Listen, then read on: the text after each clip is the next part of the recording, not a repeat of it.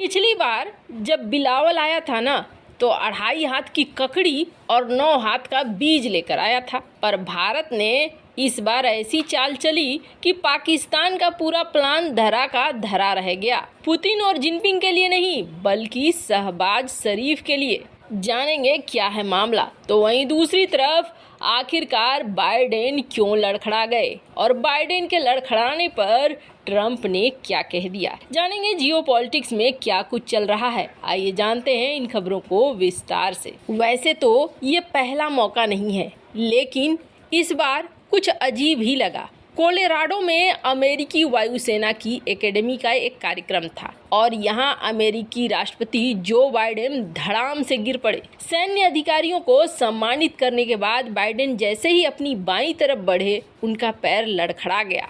अमेरिकी राष्ट्रपति की सिक्योरिटी में जो अधिकारी थे खड़े, उन्होंने बाइडेन को सहारा दिया और उन्हें उनकी सीट तक ले गए। अब सवाल उठने लगा है कि 80 साल के बाइडेन क्या सेहत से जुड़ी परेशानियों से भी जूझ रहे हैं।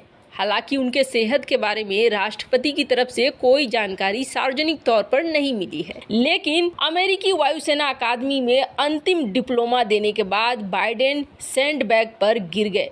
वायरल वीडियो के आधार पर लोगों का मानना है कि उन्हें अधिक चोट नहीं आई। गिरने के बाद बाइडेन सिक्योरिटी ऑफिशियल्स की मदद से उठे और फौरन अपनी सीट पर चले गए। वीडियो में उन्हें ठीक ही देखा गया। समापन के बाद कहा गया कि अमेरिकी राष्ट्रपति मुस्कुराते हुए अपने वाहन की तरफ बढ़े। CNN के अनुसार सैकड़ों कैडेट को बधाई दी। 90 मिनट से अधिक समय तक वो खड़े थे और खड़े होकर प्रमाण पत्र बांट रहे थे। इसलिए 90 मिनट तक जो वो खड़े थे, सह नहीं पाए। सीट पर लौटते ही वो ठोकर लगी और गिर पड़े। राष्ट्रपति अपनी दाहिनी कूल्हे पर गिरे, फिर अपने दाहिने हाथ और सुरक्षा कर्मियों की मदद से बाहर आए। सवाल किए जाने पर राष्ट्रपति चुप रहे। वैसे आपको बता दें, जिस प्लेटफॉर्म पर बाइडेन खड़े थे, उनके करीब सैंड बैग लगाए गए थे। गिरने के 1 घंटे बाद बाइडेन कोलोराडो से रवाना हो गए। अब सवाल ये उठता है कि क्या बाइडेन इस उम्र में खुद को बहुत ज्यादा परेशानी नहीं दे रहे हैं। कई बार इस तरीके की घटनाएं निकलकर सामने आ गई है। वैसे ठीक है कि ये बंदा कभी उपराष्ट्रपति था, इसके मन में भी ख्वाहिश होगी कि राष्ट्रपति बने। एक कार्यकाल तक ये राष्ट्रपति बन भी गए, लेकिन अब ऐसा लगता नहीं है कि इनकी उम्र रह गई है इस तरह के सार्वजनिक कार्यक्रमों में आने जाने की। अब जब बाइडेन गिरे तो हालांकि ट्रंप ने इस बार कोई मजाक नहीं बनाया, बल्कि उन्होंने यही कहा कि इस वक्त हम लोग देख रहे हैं अमेरिका में सारी चीजें गिर रही है। किसी के गिरने का मजाक नहीं उड़ाना चाहिए, लेकिन ये बात भी सच है कि अब उनकी उम्र ऐसा लग रहा है आराम करने की है, सावधानी से रहने की है, वरना कहीं किसी दिन बड़ी चोट न लग जाए। खैर, जहां एक तरफ ये सब कुछ हो रहा है, तो वहीं दूसरी तरफ देखिए समय का फेर। पाकिस्तान गिड़गिड़ा रहा है और पाकिस्तान कह रहा है कि हमें वापस से अपनी शरण में ले लो। मामला क्या है तो आपको बता दें।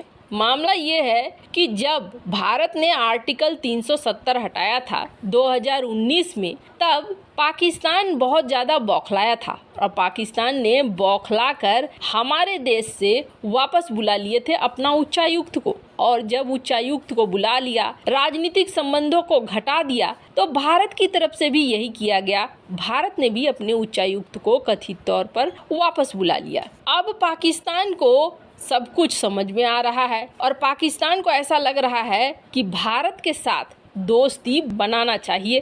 पाकिस्तानी संसद नेशनल असेंबली के विदेश मामलों की अस्थाई समिति ने एक सिफारिश की है और इन्होंने कहा है कि पाकिस्तान और भारत को दोनों को एक दूसरे की राजधानी में उच्चायुक्तों की बहाली कर देनी चाहिए। इन्होंने आगे कहा कि SCO के जरिए हम जानते हैं शांति, सुरक्षा, आर्थिक समृद्धि और कनेक्टिविटी बहुत जरूरी है और हम SCO के सदस्य देश हैं। ऐसे में हमारे बीच तो दोस्ती होनी ही चाहिए। अब सवाल ये उठता है कि एक तरीके से पाकिस्तान भारत से मांग रहा है कि हम राजनयिक संबंधों को स्थापित करें।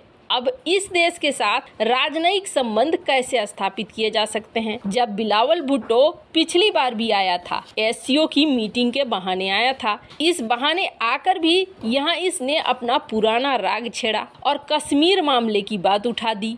कश्मीर के अलावे बहुत सारी चीजें भी कह गया। G20 के लिए धमकी भरी बात भी कह दी। हालांकि बदले में उसे नहले पे दहला मिला। डॉक्टर एस जयशंकर ने जिस तरीके की क्लास लगाई, बिलावल भुट्टो की शक्ल जाते समय एकदम रोने वाली थी।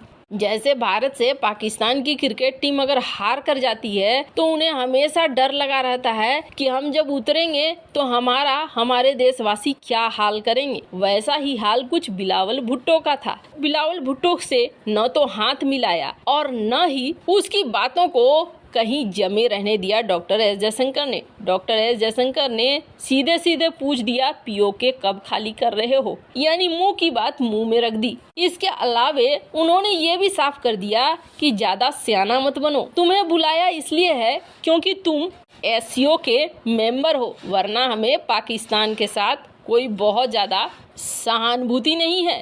उन्होंने इस बात को साफ कर दिया। लेकिन जो अतिथि की गरिमा होती है वो गरिमा खराब कर दी बिलावल भुट्टो ने। एससीओ का मंच किसी भी हद से एक आर्थिक मंच नहीं लग रहा था। दरअसल परवेज मुशर्रफ वाली चाल चली थी बिलावल भुट्टो ने। परवेज मुशर्रफ को जब भारत आने का न्योता दिया गया था तो परवेज मुशर्रफ ने भी भारतीय मीडिया में आकर खूब कश्मीर कश्मीर बोलना शुरू कर दिया था। परवेज मुशर्रफ चाहता था कि भारत में खड़े होकर अगर हम कश्मीर को लेकर ज्यादा बात करेंगे तो अंतर्राष्ट्रीय नजरों में आएंगे, कश्मीर एक बड़ा मुद्दा बनेगा। और बिलावल भुट्टो भी यही सोच रहा था कि यहाँ पर पहुंचकर हम कश्मीर मामले में बोलेंगे, भारत फिर उसका जवाब देगा। ऐसा नहीं है कि बिलावल भुट्टो को पता नहीं है कि भारत जवाब देगा, वो भी डॉक्टर एस जयशंकर, जिससे तो अभी दुनिया के बड़े बड़े नेता हड़कते हैं।